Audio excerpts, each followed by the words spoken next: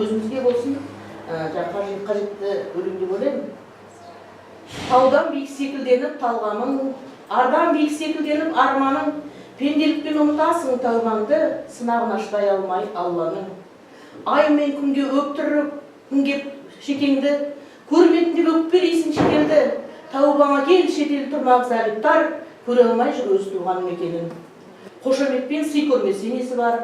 Бар жағдайды ақиқатпен шешіп ал, жылы сөзді естімеген кезінде керең болып туғандар дейсің ал.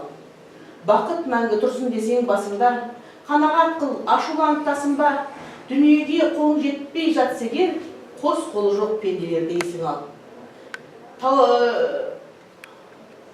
Төрден озып, төтеден тым болмаса айтпадым деп үйгелең, ақын болып тумадым деп налисың, мылқау болып туғанында кетерең. Құлақ тұрып әркім айтқан пікірге, бей-берекет бойсынба күпірге, тау мен тасқа соға бермей басыңды, аман есен жүргеніңе шүкір ет.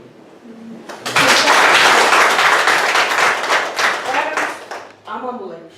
Осы өмір сүріп, аман жүргеніміздің арқасында осындай іс-әрекеттерді басымыздан өткеріп, небір өзгерістерді жасап жатырмыз. Барлықтарыңа денсаулық тілеймін. Авторы жоқ бұл жерде, мен жастар сайтынан